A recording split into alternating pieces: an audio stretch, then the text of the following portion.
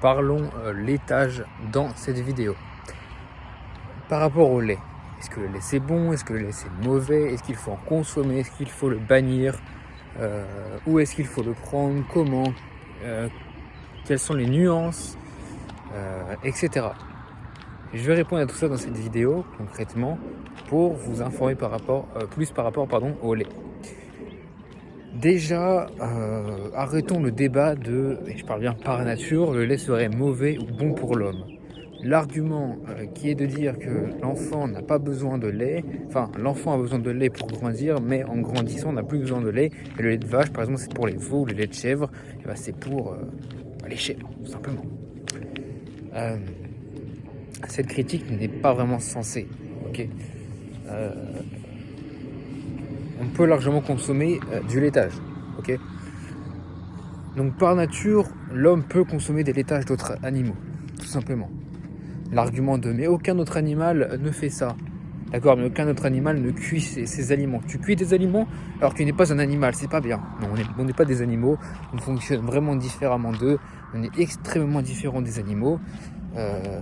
Nous ne sommes pas des animaux, nous sommes plus intelligents. Notre corps fonctionne bien différemment de tous les animaux. Ça ne veut pas dire que nous sommes supérieurs en termes de force physique ou quoi que ce soit. Beaucoup d'animaux nous tueraient en face à face. Mais ça veut dire que nous ne fonctionnons pas exactement pareil que tous les animaux. Donc arrêtons avec cette critique de l'absolu animal idéal et imaginaire, tout simplement. Alors, une fois que ça s'est dit, est-ce que le lait donc c'est bon ou mauvais? Ça dépend, tout simplement. Et le lait pour le coup c'est comme la viande, c'est vraiment le point le plus important, c'est la qualité, c'est comment, quoi, quand, etc. C'est ces questions-là qu'il faut se poser. Donc le lait, ça peut être soit, et je vous donne mon avis, la meilleure source animale au monde, vraiment, la meilleure source pour consommation quotidienne, ok. En termes de richesse, évidemment, le foie, etc. sera plus riche, mais pour consommation quotidienne, le lait, c'est la meilleure source animale au monde. Ou alors peut être le pire, comme la viande, comme les abats. Si c'est de mauvaise qualité, ça peut être la pire chose que vous pouvez consommer de votre vie et créer de l'inflammation, etc. Et donc, j'aimerais préciser là-dessus, c'est que beaucoup de gens qui ont une mauvaise expérience avec le lait, ils disent moi j'ai de l'inflammation, on dit qu'il faut boire du lait cru mais moi j'ai de l'acné, on dit qu'il faut pour les os boire du lait mais moi ça m'a plus dès que j'ai arrêté le lait j'allais mieux, etc. Mais parce qu'on peut pas dire le lait de qualité et le lait qui n'est pas de qualité, c'est pas le même lait du tout, ça fonctionne pas de la même manière du tout. Donc il faut savoir reconnaître le bon et le mauvais lait. Et dans cette vidéo, justement, je vais tout vous expliquer. À la fin, vous saurez tout ce qu'il faut savoir sur le lait. Où trouver votre lait, comment savoir, etc. Premièrement, quel lait? Avant même de parler de qualité de lait, quel lait est le meilleur? Non, d'abord, on va parler de qualité. Les animaux, comme nous, ont besoin d'une alimentation. Nous, hommes, si nous mangeons une alimentation qui est mauvaise pour nous, nous serons en mauvaise santé. Donc logiquement, ça fonctionne pareil pour les animaux. Si l'animal mange quelque chose qui n'est pas fait pour lui et qui est mauvais pour lui, il sera en mauvaise santé. Or, on ne veut pas consommer un aliment qui vient d'un être vivant en mauvaise santé. Parce que si l'être vivant est en mauvaise santé, comment voulez-vous que lui-même soit en bonne santé? Donc ce qu'il produit soit en bonne santé, la viande, le lait, les œufs pour les poules, etc. Comment voulez-vous que ce qu'il produise soit bon si lui est souffrant, est en mauvaise santé? C'est ça la question. Donc il faut que l'animal consomme une alimentation et vive dans un environnement qui est fait pour lui. C'est aussi simple que ça à comprendre. Prenons l'exemple de la vache. La vache doit consommer de l'herbe, doit être de pâturage. Autrement dit, elle doit vivre dehors, en plein air, constamment. Toute l'année, elle doit pouvoir consommer de l'herbe Et l'hiver, elle consomme du foin, tout simplement, majoritairement, parce qu'il y a beaucoup moins d'herbe, etc. C'est ça qu'il faut comprendre finalement.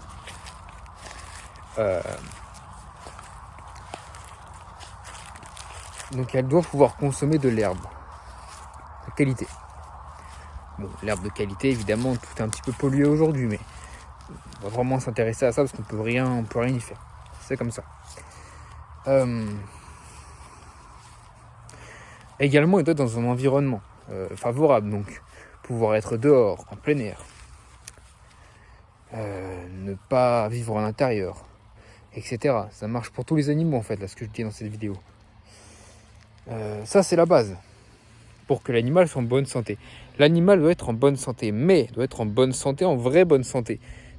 L'animal ne doit pas être en bonne santé parce qu'on lui a donné des vaccins, parce qu'on lui a donné des traitements, parce qu'on lui a donné tout ça. Le problème, c'est qu'aujourd'hui, la plupart des animaux sont vaccinés, la plupart des animaux sont traités, et donc, même s'ils mangent bien, même si on leur donne tout ce qu'on devrait leur donner pour qu'ils soient en bonne santé, et bien en fait, on leur a donné ces choses.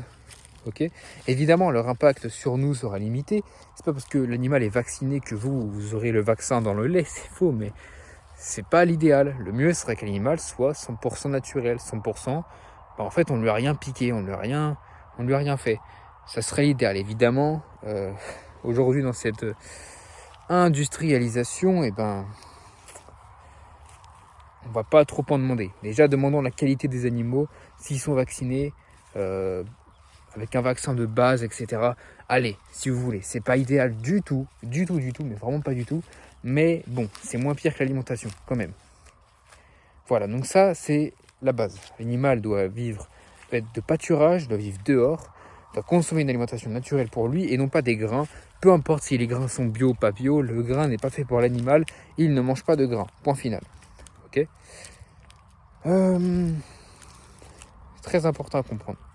Également, ensuite, maintenant que j'ai dit par rapport à la qualité du laitage, et ça marche aussi donc pour la qualité de la viande, par rapport à la qualité par rapport à l'animal, parce que vous savez, il y a beaucoup de types de lait différents. Il y a le lait de vache, le lait de chèvre, le lait de brebis, le lait d'ânesse. Est-ce qu'on consomme vraiment du lait d'ânesse en fromage ou que sais-je? Je ne crois pas. Hein. Il y a le lait de chamelle, il y a le lait de tout. Enfin, chez nous, on va simplifier lait de brebis, de chèvre et de vache. C'est les 3 laits qu'on retrouve ici en Occident, ici en France. Lequel est le meilleur? Qu'on soit très clair déjà, biologiquement, le lait de chèvre et de brebis, donc les laits de chèvre et de brebis sont beaucoup plus assimilables par le corps humain parce que ce sont les 2 laits qui se rapprochent le plus possible de ce que du lait maternel, tout simplement. Donc ça, c'est un avantage. C'est pour ça que moi, je vais toujours préférer, je vais venir la consommation de, en tout cas, fromage et lait de chèvre ou de brebis, tout simplement. Donc, le lait de chèvre et de brebis sont donc beaucoup plus assimilables par le corps humain. Également, aujourd'hui, en fait, l'homme a fait des manipulations génétiques, si on peut dire ça comme ça. Ça veut dire quoi? C'est que l'homme a fait des manipulations génétiques sur les vaches.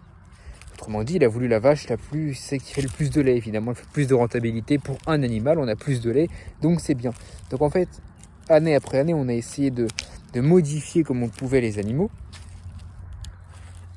et donc leur faire beaucoup plus de lait, etc. Donc, il y a quelque chose qui a changé dans le lait, ça s'appelle la caséine. C'est un type de protéine. La caséine, je ne sais pas si je vais bien arriver à expliquer, j'ai jamais les mots pour expliquer ça, mais soit. Il y a la caséine qu'on appelle A1 et A2. La caséine A1, c'est une caséine qui n'est pas ancestrale, qui est due à la modification génétique, tout simplement. C'est une espèce de déviance que l'homme a fait à la nature, qui fait que le lait des vaches modernes est composé de caséine A1. Alors que le lait ancestral de chèvre, de brebis et de vache est censé être A2. Le problème du lait A1, c'est qu'il est inflammatoire pour nous et n'est pas assimilable. Enfin, ça fait que il va y avoir des problèmes. Très souvent, l'inflammation. Okay, alors que le lait A2, eh bien, c'est celui qui est naturel, qui est bon pour nous. Donc, qu'est-ce que je veux dire par là? Prenez toujours du lait de race ancienne pour les vaches. Pour le lait de chèvre et de brebis, c'est pour ça que moi je préconise toujours de boire du lait de chèvre et de brebis, parce que déjà ils sont plus assimilables comme je l'ai dit juste avant, et en plus vous êtes sûr qu'ils sont de caséine A2. Les vaches, c'est le seul où il y a le risque d'avoir de la caséine A1. Donc parlons des vaches. Par rapport au lait de vache, il faut toujours soit des races anciennes, traditionnelles, pas des races modernes. Malheureusement, mauvaise vidéo, vous êtes tombé sur une très mauvaise vidéo, j'ai pas tous les noms de races. Mais renseignez-vous, par exemple, le lait Gabori qui est très connu, eux ils ont des Jerseys, si je ne me trompe pas, Jerseys, je crois que ça se dit comme ça. Et après on a des races modernes. Je sais que la race moderne par exemple c'est celle qui est rouge et noir, n'importe quoi, blanche et noire, blanche avec des taches noires, ça c'est une race je crois qui est moderne. Après on a les races traditionnelles. Donc essayez de creuser un petit peu le sujet, mais prenez toujours du lait et même de la viande, hein, ça marche pour les deux, de races anciennes et non pas modernes, sinon le lait sera inflammatoire. Ok, donc comprenez ce que j'ai dit, qualité de l'alimentation, environnement favorable pour l'animal pour qu'il soit en bonne santé, réduisons au maximum les animaux qui ont des vaccins, etc. Les animaux en bonne santé donc. Également de races traditionnelles, anciennes et pas modernes, pas nouvelles. Et déjà, c'est très bien. Maintenant, parlons un petit peu de comment est-ce qu'on consomme le lait. Et là, on va plutôt parler d'optimisation. Si vous avez du lait cru directement de vaches de qualité, de brebis de qualité, de chèvres de qualité, vous serez en très bonne santé. En tout cas, j'en sais rien moi par rapport. Je ne connais pas vos autres habitudes alimentaires et de vie. Donc déjà, sachez, je vous garantis pas une bonne santé en consommant juste du lait, c'est pas magique. Parce que si le reste ne va pas, on va pas aller très loin. Mais déjà, soyez sûr que le lait sera bon pour vous. Après, je ne connais pas votre cas, est-ce qu'on est intolérant au lactose, etc. J'y viens justement. Ça, c'est très important. Est-ce que le lait, parce que les adultes en soi ne sont pas faits pour digérer le lait, donc comment est-ce qu'on fait, etc. Mais sachez qu'en tout cas, le lait sera qualité dans ces cas-là. Maintenant, passons donc à ce sujet-là. Si je suis intolérant au lactose, comment est-ce que je fais? Moi, je suis un adulte, je ne digère pas le lait de vache, même le lait de chèvre, etc. Comment est-ce que je fais? Comment est-ce qu'on consomme le lait? Alors, aujourd'hui, on va beaucoup vous dire dans le monde ancestral, on va vous dire, mais prends du lait cru, consomme du lait cru. Le lait cru, c'est bon pour la santé.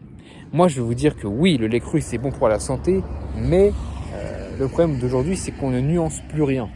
Le lait, c'est bon pour la santé, le lait cru, mais nos ancêtres n'ont pas vraiment toujours consommé le lait cru. Le lait cru, déjà, bonne chance pour conserver du lait cru.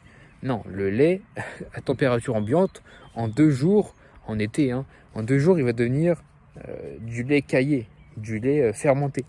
Et pas mal. En hiver, ça va prendre 1 semaine pour qu'il soit dans ce même état.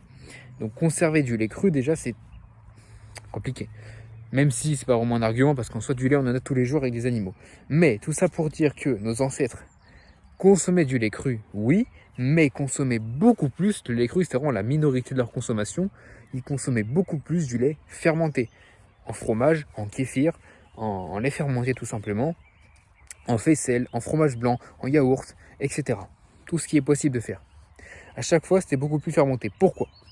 Parce que le lait fermenté a beaucoup plus, si je ne me trompe pas, de probiotiques. Okay, donc, c'est une meilleure source de probiotiques. Pourquoi ?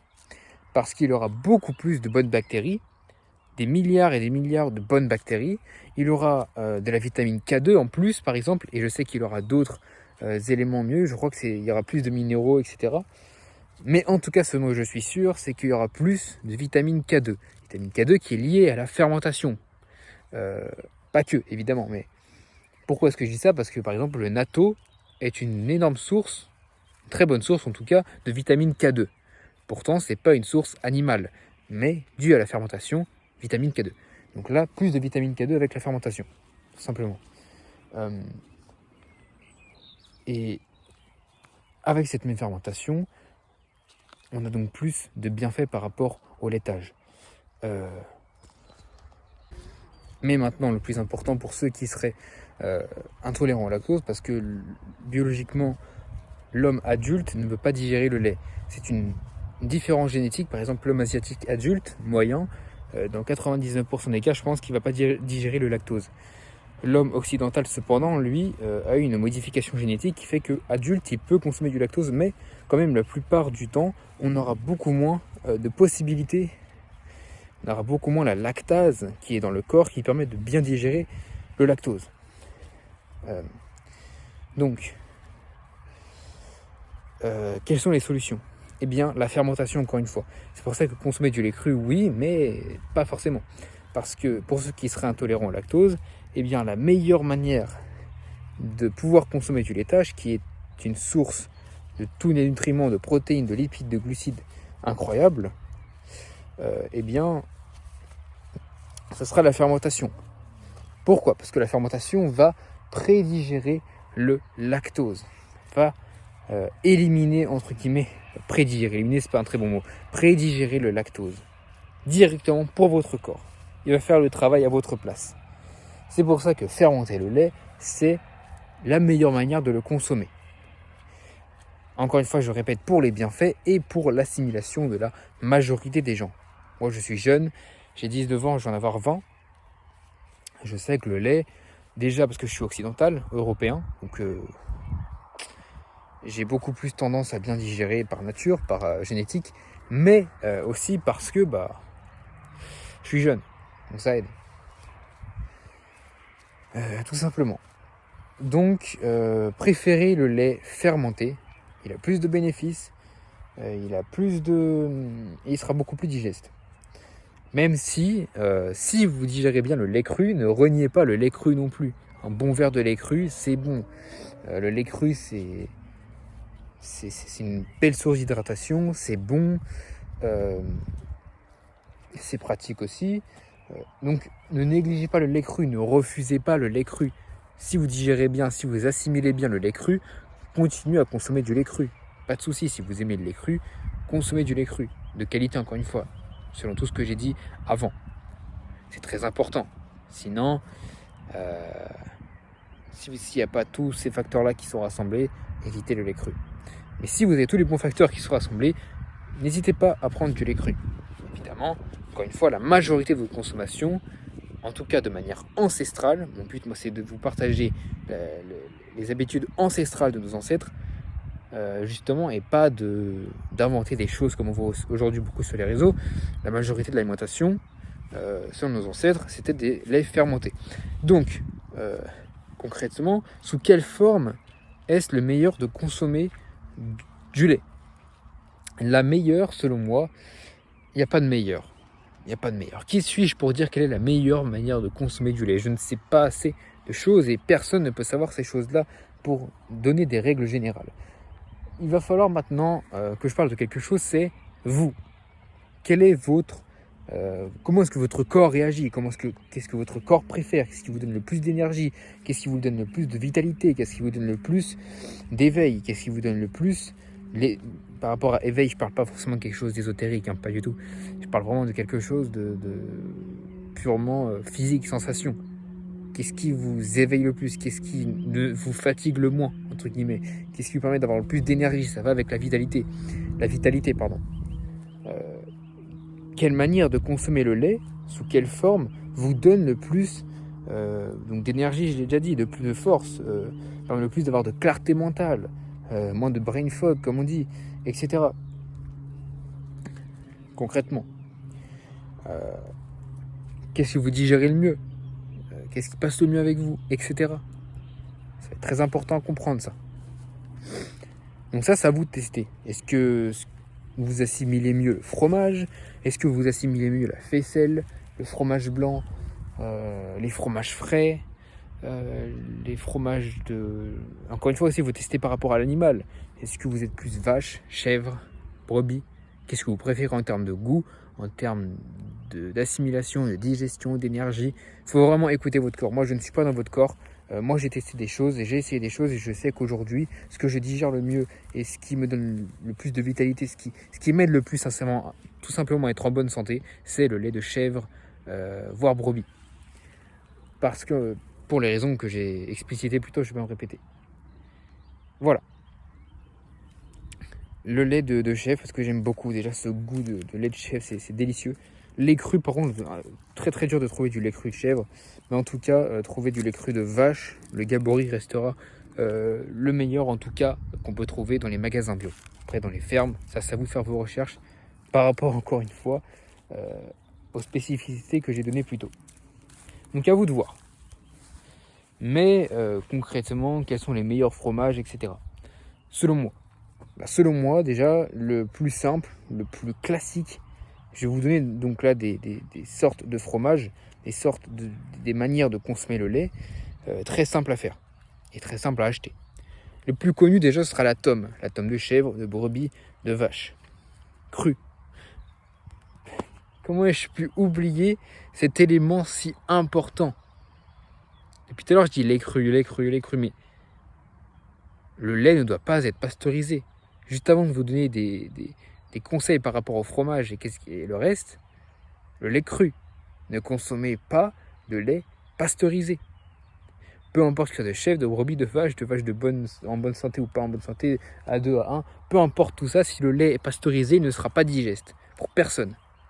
Parce que le lait n'aura aucune enzyme digestive. On va éliminer 96% des avantages du lait, de sa capacité de digestibilité par l'homme. Autrement dit, le lait pasteurisé est absolument indigeste et mauvais pour vous. Ne consommez pas de lait pasteurisé, même s'il est de la meilleure qualité possible.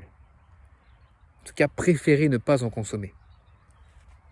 Tout simplement. Le lait, ça doit être cru, point final.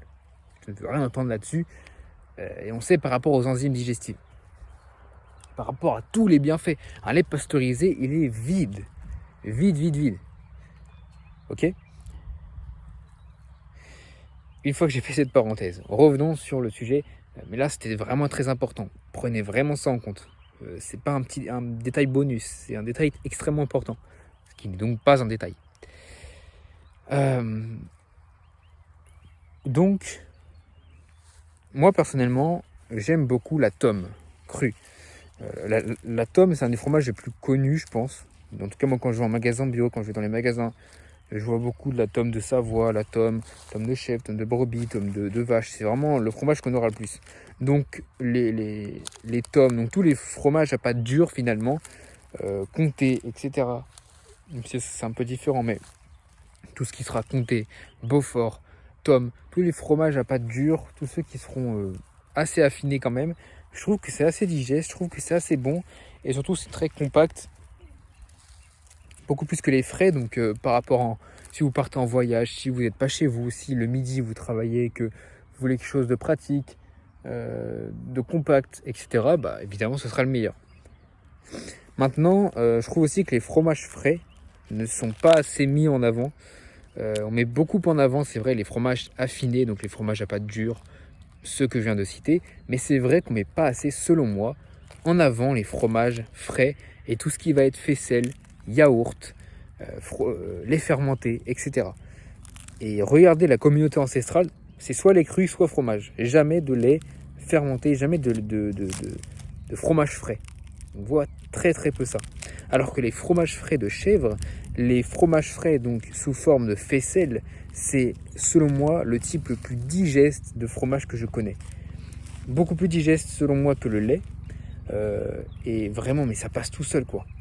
La dernière fois j'ai mangé là à 3 minutes de chez moi en voiture, donc à 25 minutes à pied de chez moi, 40 minutes je sais plus trop, mais peu importe, à 3 à 5 minutes de voiture de chez moi, il y a une ferme, et eux en fait ils font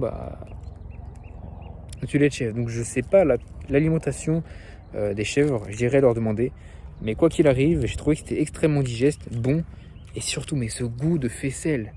La faisselle, c'est donc en fait du fromage frais, mais en fait c'est vraiment frais frais. Ok, c'est pas du tout dur.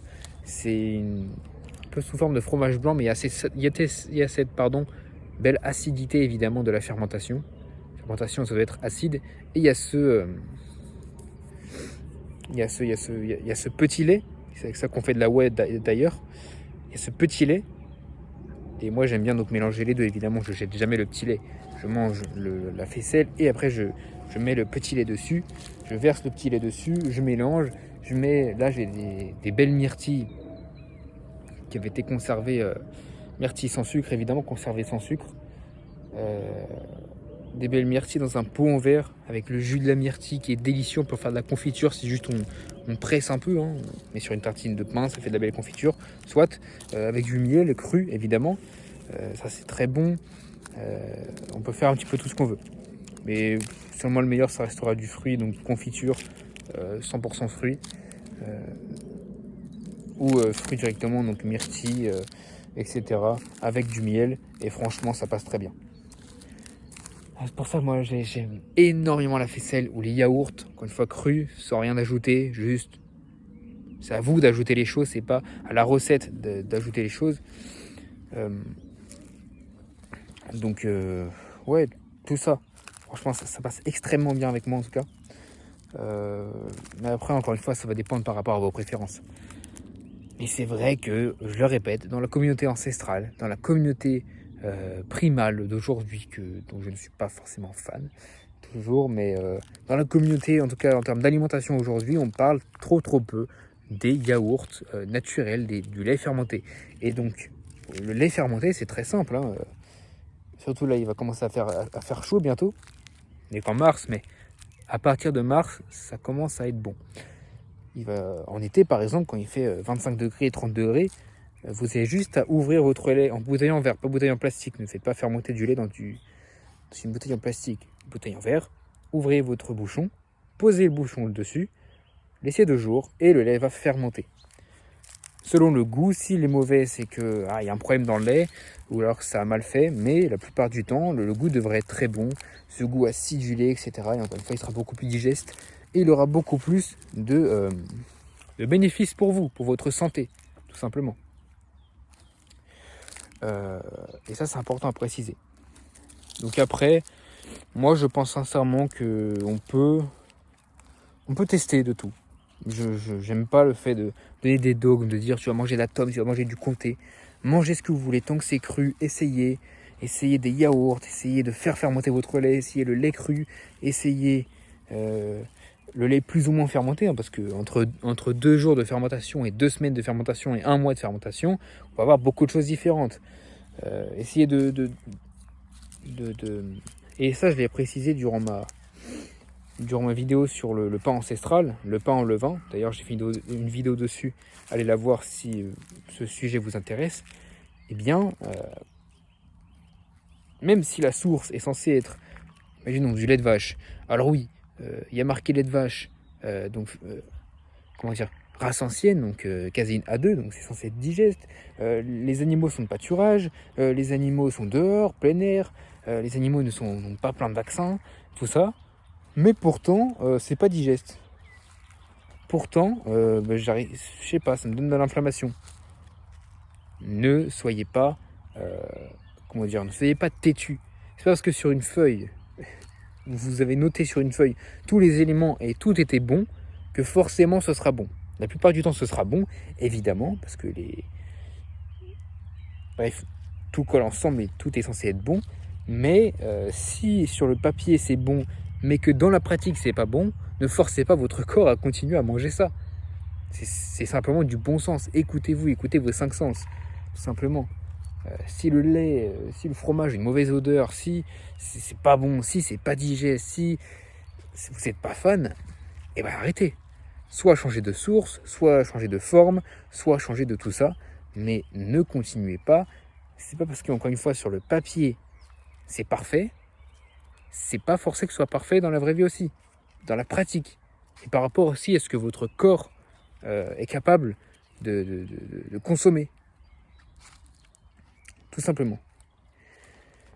Donc le laitage, vous le voyez à la durée de la vidéo, c'est un sujet qui est passionnant, qui est très ancestral et qui est assez complexe aussi.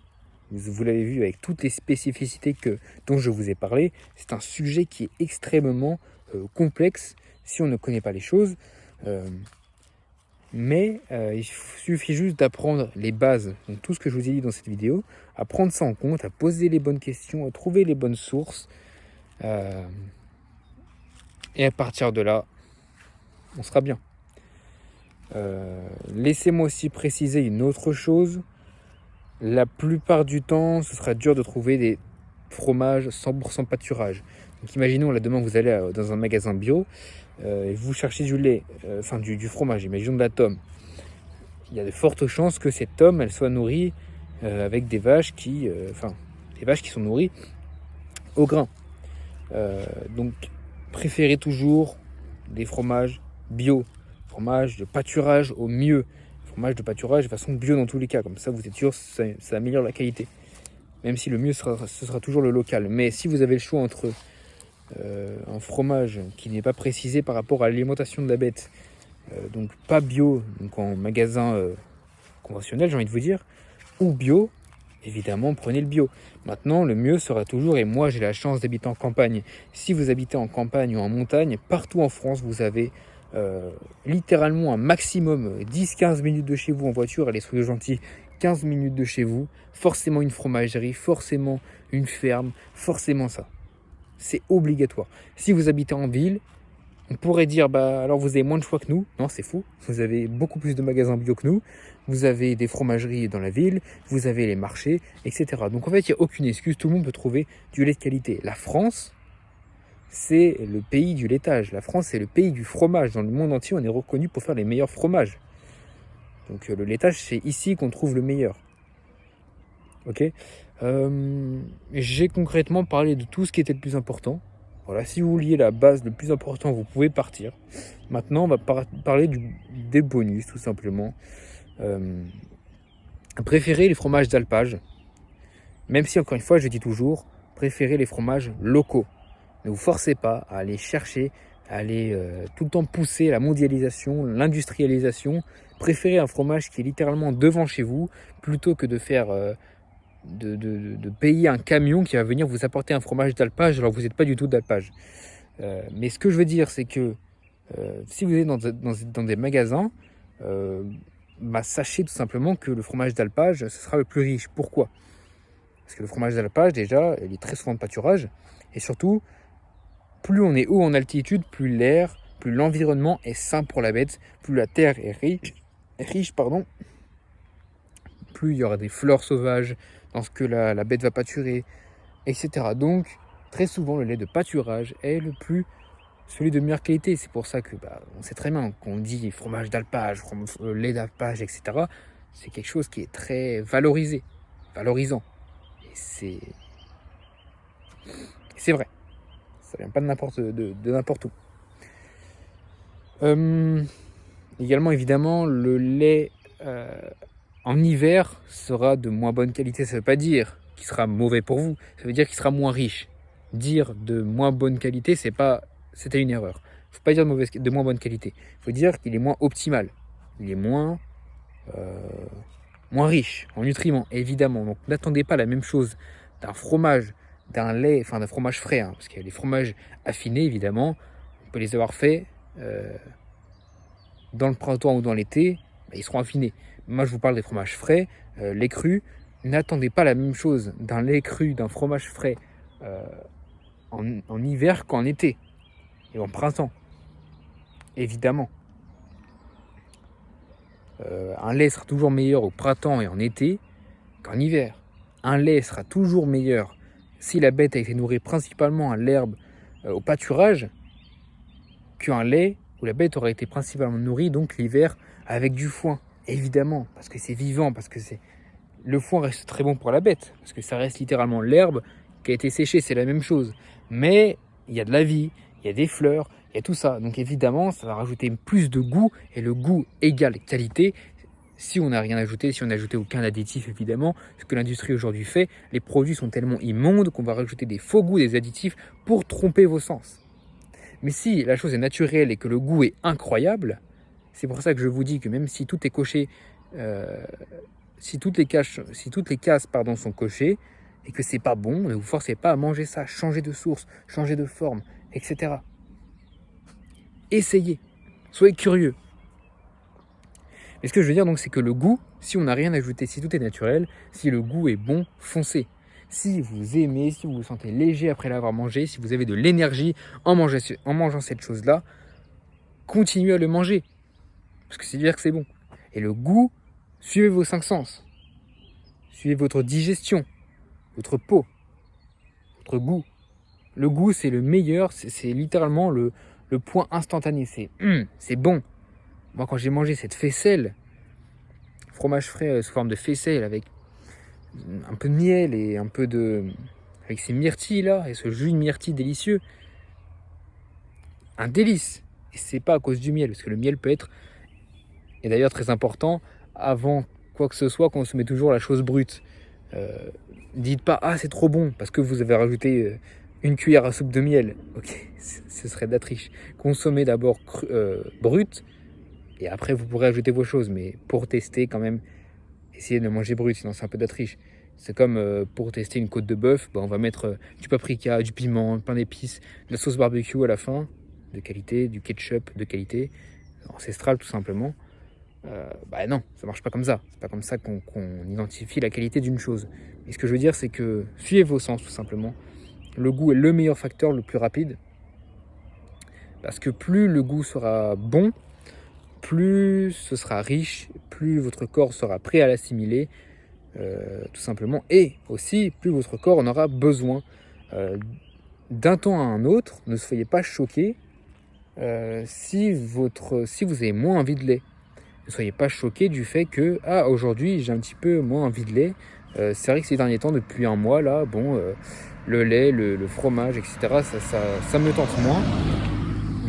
Ne soyez pas choqués de ça parce que votre corps a des besoins, tout simplement.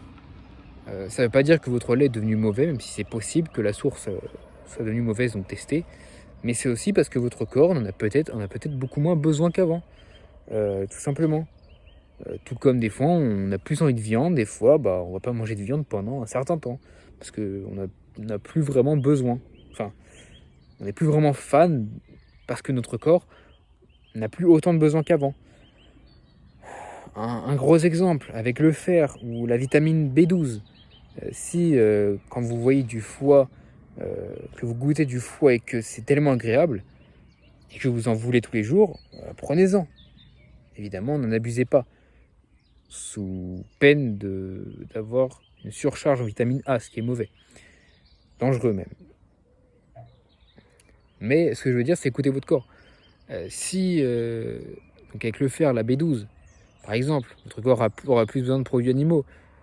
Par exemple avec les oméga 3 DHA-EPA, si votre corps a plus besoin de bonnes graisses, d'oméga 3, évidemment il va beaucoup plus aller chercher les poissons gras. Mais si vous en avez moins envie, c'est peut-être parce que vous avez déjà, vous n'avez pas de carence, loin de là, et ne forcez pas votre corps à manger des choses, parce qu'après il y a un risque de surcharge aussi. On parle beaucoup des carences, mais pas assez des surcharges. Et ça c'est très important. Nos ancêtres n'ont jamais mangé, en tout cas la plupart du temps, ne mangeaient pas quand ils avaient le choix, quand ils avaient une abondance, quand ils étaient en termes de famine, de crise, pas forcément famine, mais crise et pas vraiment le choix. Évidemment, ils mangeaient la même chose, mais lorsqu'ils avaient le choix, ils écoutaient leur corps, ils ne mangeaient pas forcément tout le temps la même chose. C'est bête ça.